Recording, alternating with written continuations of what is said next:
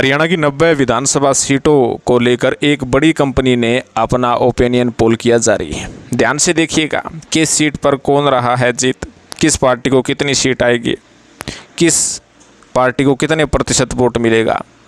ध्यान से इस वीडियो को शुरू से अंत तक लगातार देखिएगा। अगर आप लगातार नहीं देखते हैं तो इस सियासी समीकरण को आप नहीं समझ पाएंगे। आपसे आग्रह है कि वीडियो को शुरू से अंत तक लगातार देखें। कमेंट करके ज़रूर बताएं कि हरियाणा में इस बार किस पार्टी को कितनी सीट आ रही है और किस विधानसभा सीट से कौन सा नेता जिताऊ कैंडिडेट साबित हो सकता है। उनका नाम कमेंट बॉक्स में ज़रूर डालिएगा। सबसे पहले आपको बता देते हैं 2019 के आंकड़े की तरफ ले जाकर कि 2019 में जहां विधानसभा चुनाव 30 सीटों पर कांग्रेस ने जीत दर्ज की थी, भारतीय जनता पार्टी ने 40 सीटों पर जीत दर्ज की थी और जननायक जनता पार्टी ने 10 सीटों पर जीत दर्ज की थी। INLD ने मात्र 1 सीट पर जीत दर्ज की थी और अलोपा पार्टी ने मात्र 1 सीट पर जीत दर्ज की थी और बाकी अन्यों ने निर्दलीय जो है जीत दर्ज हासिल की थी। हरियाणा में गठबंधन के तहत सरकार बने। आपको ये भी बता देते हैं कि जो हरियाणा में अभी लोकसभा चुनाव 2024 में हुए थे, नतीजों के अनुसार 10 सीटों में से 5 सीटों पर कांग्रेस तो 5 सीटों पर भारतीय जनता पार्टी ने जीत दर्ज की थी।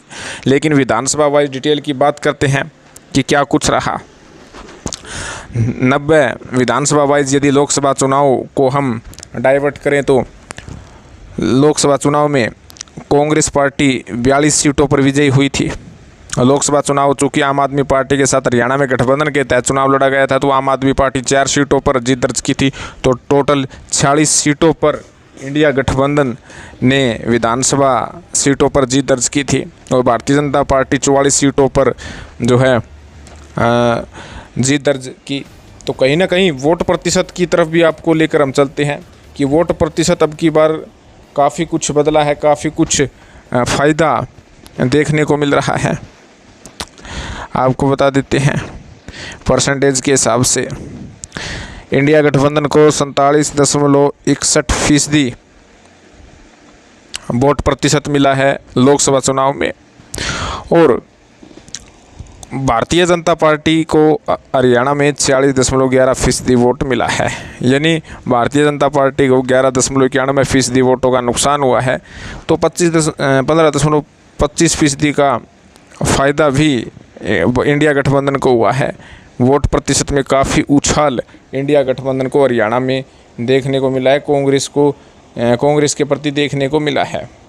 अब चूँकि हम आपके सामने एक बड़ी कंपनी का डाटा रख रहे थे, ये जो डाटा है इस कंपनी का है, हमारा नहीं है, हमारा ये सर्वे कराया गया नहीं है, बल्कि किसी एजेंसी ने ये सर्वे कराया है और उस सर्वे रिपोर्ट को हम आपके सामने रख रहे हैं। लेकिन उससे पहले आप कमेंट करके ज़रूर बताइएगा कि आपको क्या लग रहा है, किस पार्टी को कितनी सीट हरियाणा में इस वक्त आ सकती है, किसकी सरकार बन सकती है।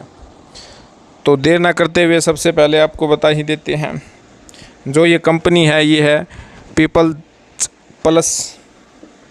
जी हाँ, यदि बात करें हरियाणा की 90 सीटों पर तो 90 में से 46 सीटें जिस पार्टी को आती है उसी की सरकार बनती है। तो पीपल्स प्लस कंपनी के अनुसार कांग्रेस को 43 से 48 सीट इस कंपनी ने आते हुए दिखाया है कि 43 से 48 सीट आ सकती है। यानी कांग्रेस पार्टी को सबसे बड़ी पार्टी के रूप में उभरते हुए दिखाया है। बीजेपी को 34 से 39 सीटें आते हुए दिखाया है। वहीं JJP, INLD, BSP, आम आदमी या अन्य को 3 से 8 सीटें आते हुए दिखाया है। यानी कांग्रेस नंबर 1 पार्टी बनती हुई दिख रही है और सत्ता प्राप्ति की ओर अग्रसर हो रही है। 43 से 48 सीटें आते हुए दिखाया गया है। ये प्रोजेक्टेड इनका ओपिनियन पोल है, इन्होंने सर्वे किया था, हरियाणा मूड सर्वे रिपोर्ट, वो आपके सामने इस कंपनी ने रखा है। अगर वोट प्रतिशत की बात करें तो पीपल्स प्लस ने बताया है कि वोट प्रतिशत कांग्रेस को 44% विधानसभा चुनाव में मिल सकता है, 41% बीजेपी को मिल सकता है, JJP को 2% मिल सकता है, INLD प्लस BSP को 3% मिल सकता है, आम आदमी पार्टी को 1% वोट मिल सकता है, तो अन्य को 9% वोट मिल सकता है। और उसके साथ साथ पीपल्स प्लस ने ये भी सर्वे किया था कि हरियाणा में कौन होगा CM। तो जनता ने इस सर्वे रिपोर्ट में बताया कि भूपेंद्र सिंह हुड्डा को 40% लोगों ने पसंद किया कि 40% लोगों ने कहा कि भूपेंद्र सिंह हुड्डा को मुख्यमंत्री बनना चाहिए और नायाब सिंह सैनी को 30% लोगों ने पसंद किया है। आप देख सकते हैं कि नायब सिंह सैनी को 30% लोगों ने कहा है कि इन्हें सीएम होना चाहिए।